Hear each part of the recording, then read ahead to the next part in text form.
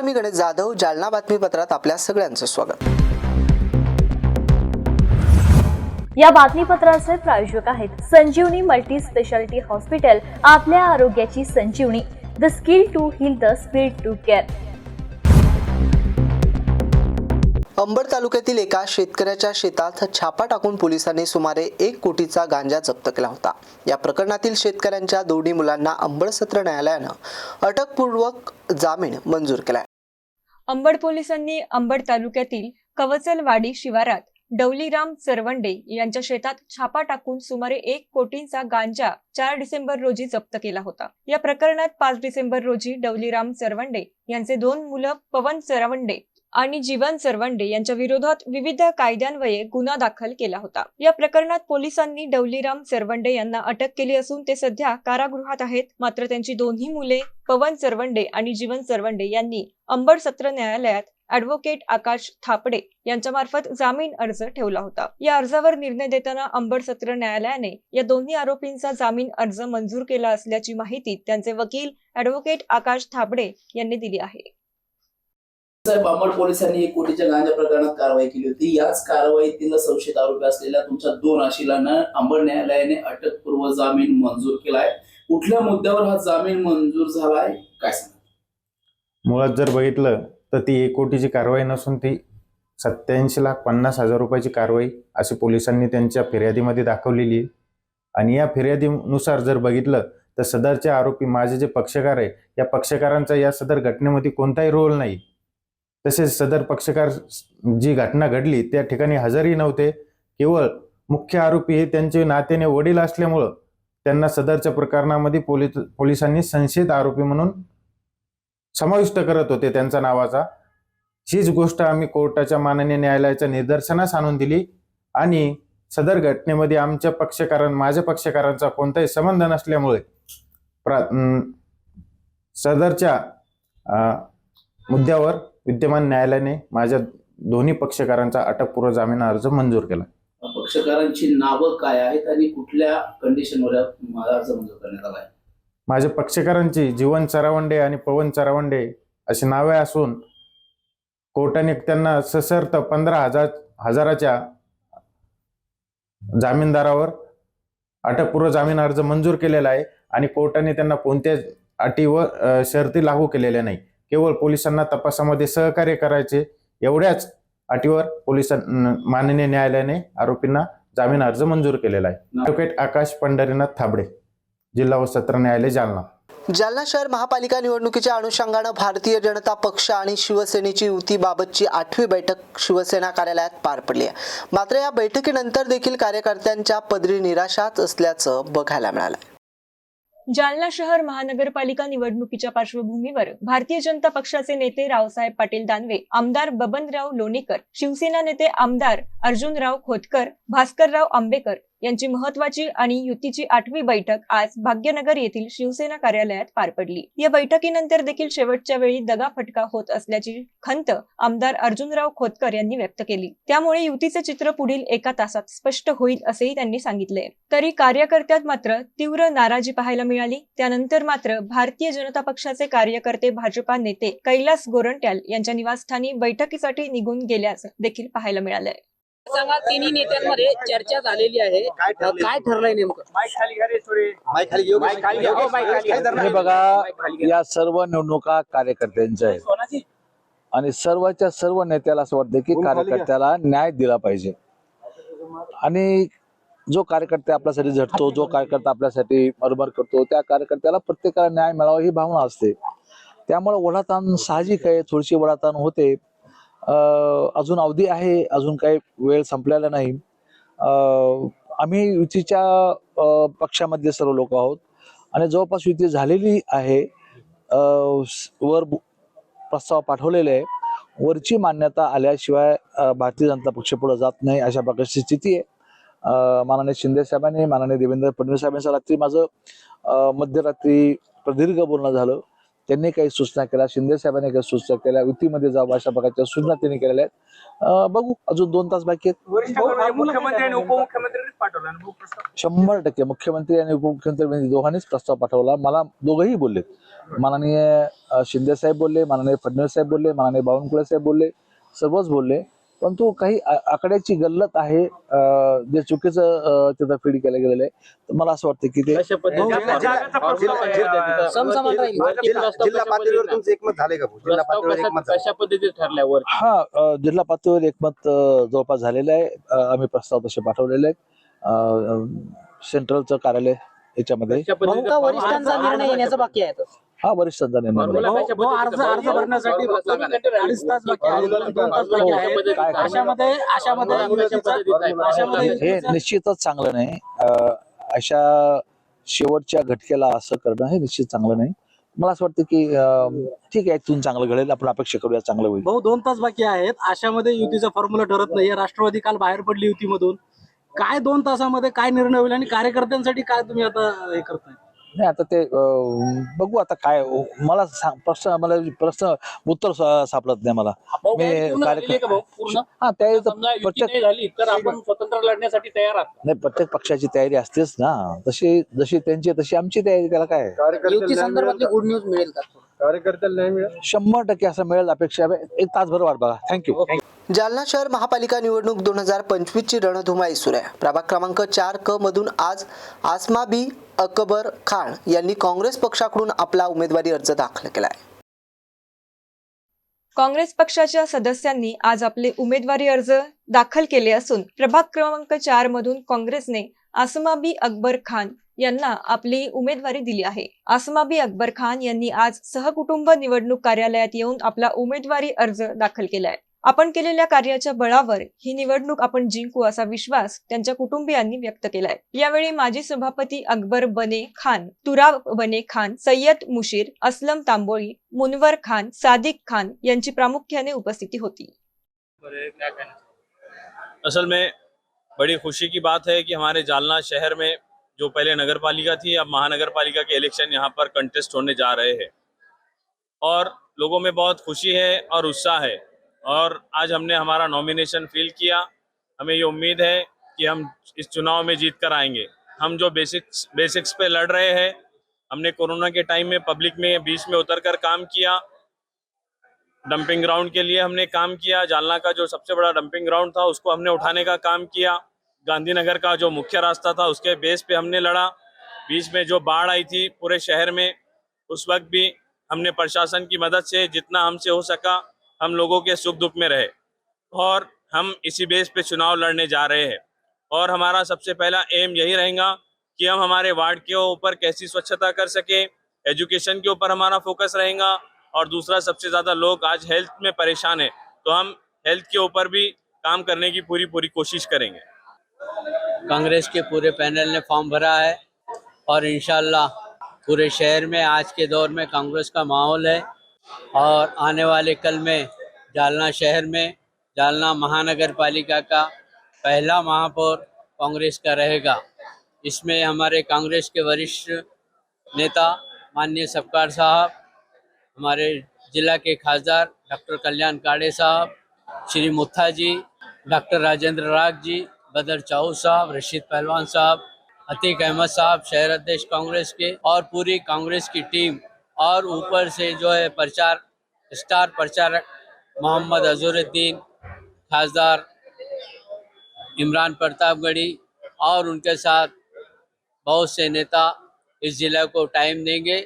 और हम चाहते हैं कि इस शहर में और हमारे प्रभाग में सभी समाज, सभी वर्ग के लोगों से अपील करते हैं कि इस बार कांग्रेस का महापौर आप बनाइए और पूरे 16 प्रभाग में कांग्रेस के प्रभाग के तमाम उम्मीदवारों को जिताइए.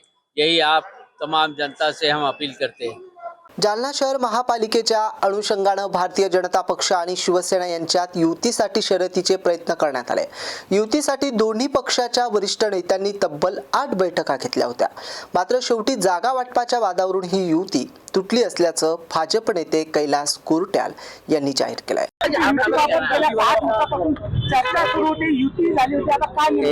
एक बघा, युती करण्यासाठी सर्व प्रयत्न झालेले आहे. आकडा 35 आणि 30 फायनल झाला होता, तरी त्यांचा असं बोलणं की आम्हाला 35 द्या आणि तुम्ही 30 घ्या. तर त्यालाही आमची तयारी होती, पण जिथे जिथे आमचे नगरसेवक आहेत, महावीर डक्का ते आम्हालाच पाहिजे, रमेश गौरक्षक आम्हालाच पाहिजे, श्रवण भुरेवाळ आम्हालाच पाहिजे. आमचे जे काँग्रेस मधून जे भारतीय जनता पार्टीमध्ये गेले आणि जे 100% त्यांच्या वार्डात काम आहे आणि एका नगरसेवकमुळे 4 लोक निवडून येतात, अशा जगात ते मागू लागले, मग ही फिसकली आणि युती तुटली.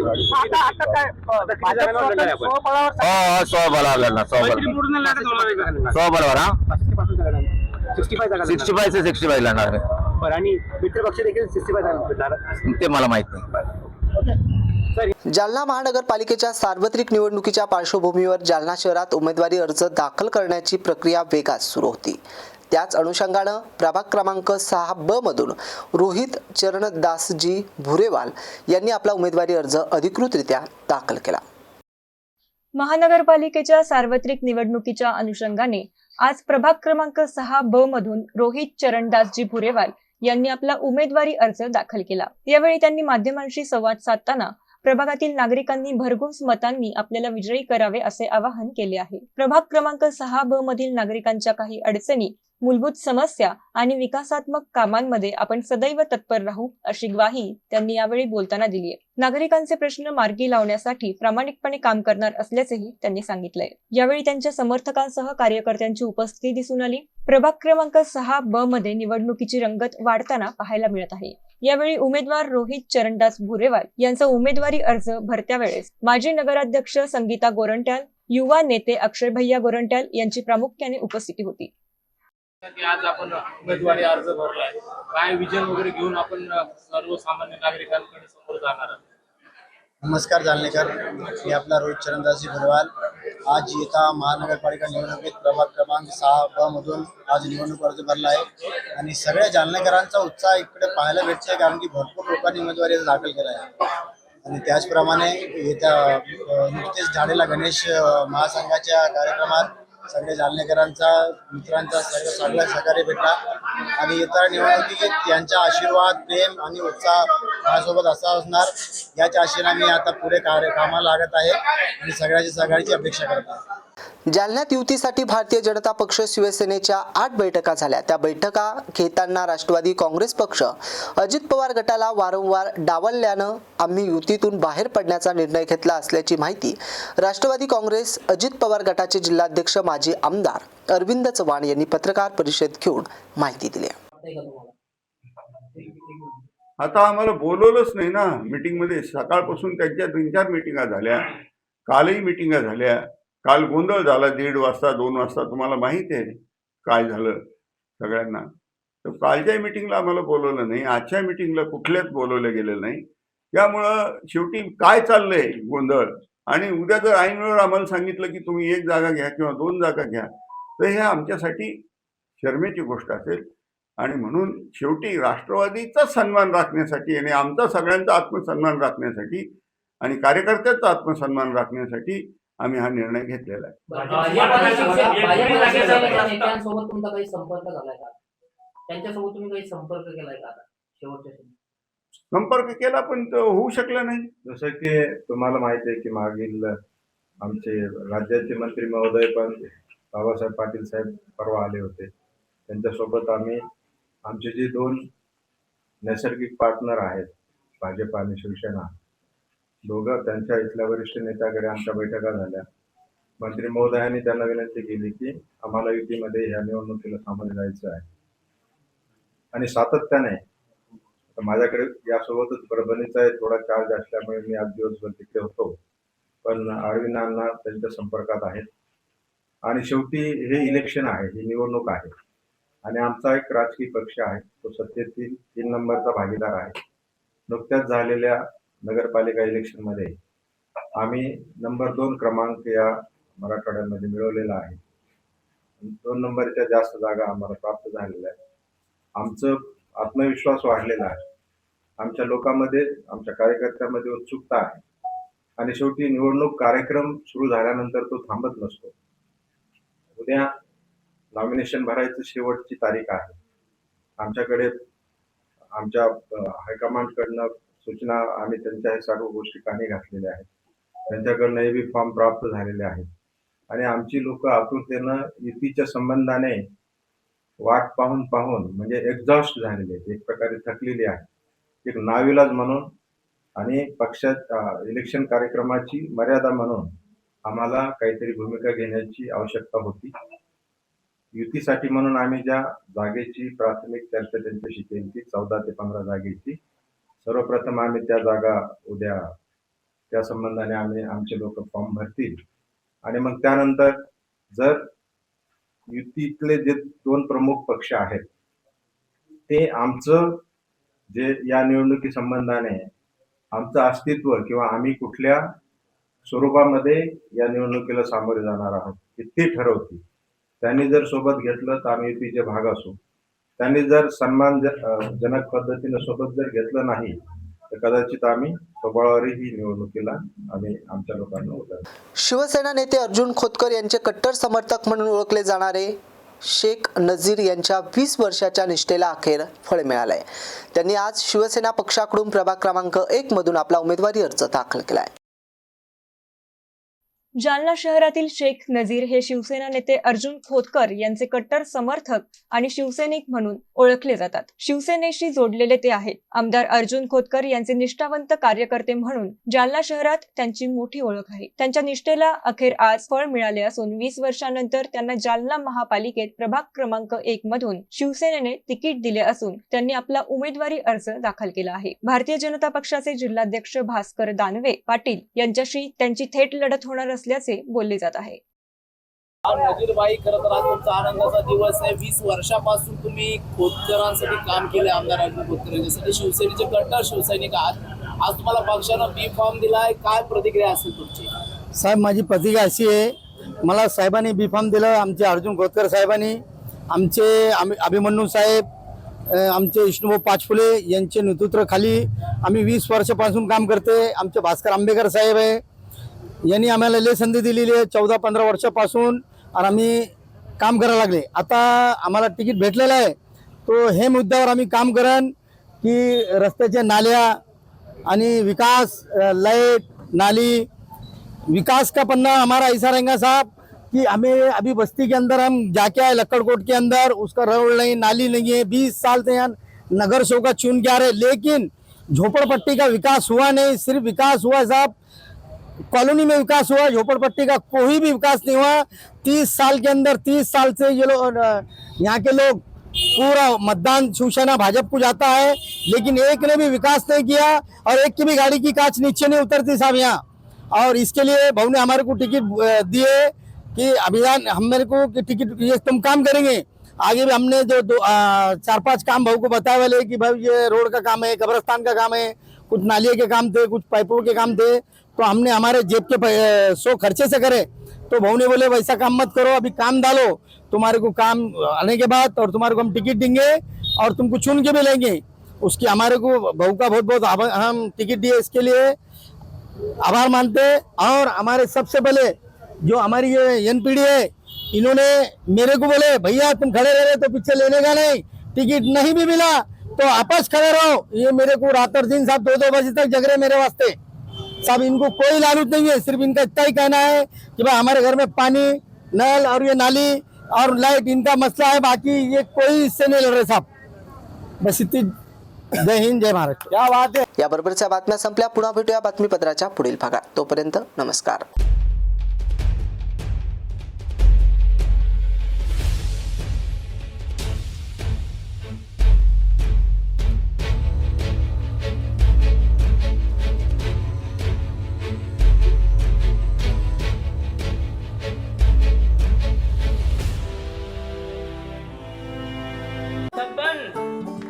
आपको कलेक्टर साहिबा के हाथों से इनामी घर मिल रहा है. आपका घर बहुत सुंदर होगा ना? अरे नहीं बेटा, हम तो बहुत छोटे आदमी हैं. चाचू डोंट वरी, मैं बड़ी होकर आपके लिए और सबके लिए मजबूत और सुंदर घर बना के दूंगी. कालिका सरिया लाना मत भूलना. कालिका TMT सरिया कंक्रीट से करे मजबूत जोड़ और भूकंप, संग, आग से लड़कर घर को दे दीर्घायु.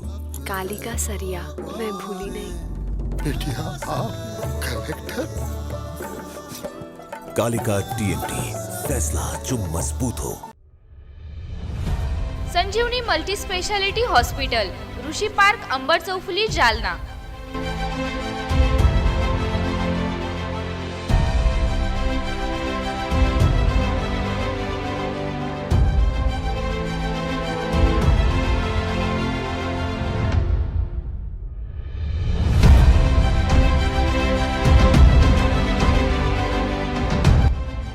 महात्मा ज्योतिबा फुले जन आरोग्य योजना आणि प्रधानमंत्री जन आरोग्य आयुष्मान भारत योजना उपलब्ध.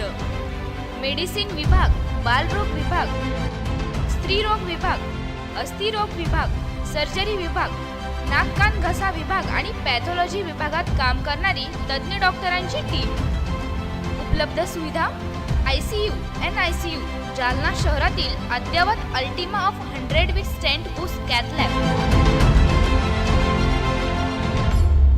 मॉड्यूलर ऑपरेशन थिएटर, डायलिसिस विभाग, cardiac care unit CCU, angiography सुविधा, एंजिओप्लास्टी सुविधा, 24 तास अत्यावश्यक सेवा आणि कार्डियक ॲम्ब्युलन्स उपलब्ध. महाराष्ट्र पोलीस कुटुंब आरोग्य योजनेसह सर्व आरोग्य विमा कंपन्यांचे कॅशलेस उपचार. संजीवनी मल्टी स्पेशालिटी हॉस्पिटल, आपल्या आरोग्याची संजीवनी.